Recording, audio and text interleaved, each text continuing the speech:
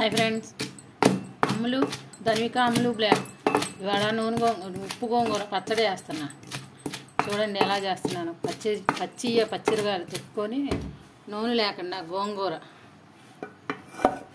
మగ్గబెట్టుకొని దాంట్లో కొద్దిగా చింతపండు,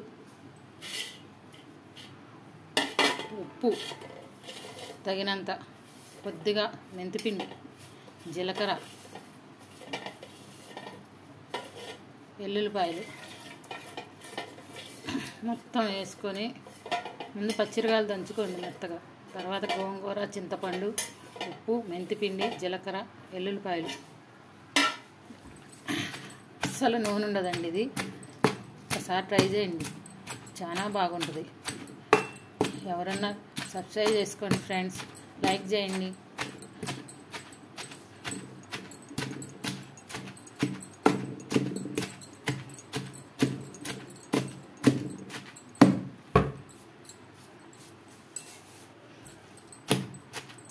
రోట్లోనే నూరుకోవాలి పచ్చడి, మిక్సీలో బాగోదు.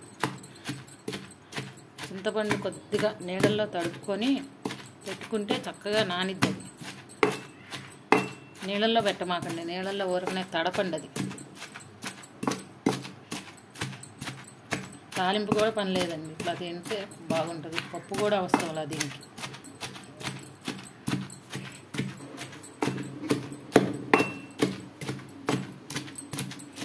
ఇంకా చేసేవాళ్ళు అంటే ఇవి మా అత్తయ్య గారు చెప్పింది, నేను ఇవాళ చేస్తున్నా ఈ పచ్చడి.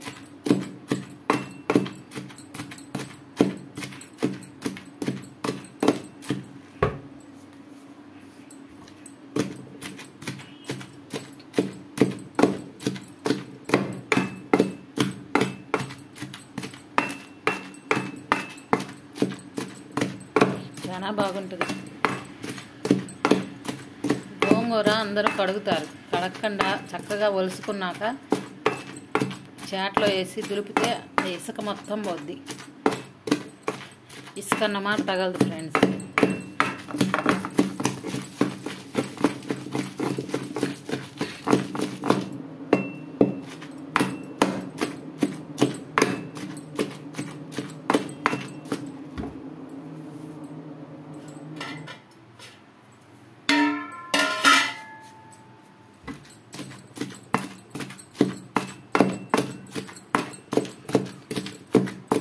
సబ్స్క్రైబ్ చేసుకోండి, లైక్ చేయండి ఫ్రెండ్స్. ఇలాగే గోంగూరతో కూర చేస్తారు, అది కూడా మీకు పెడతాను సెకండ్ వీడియోలో, చూడండి.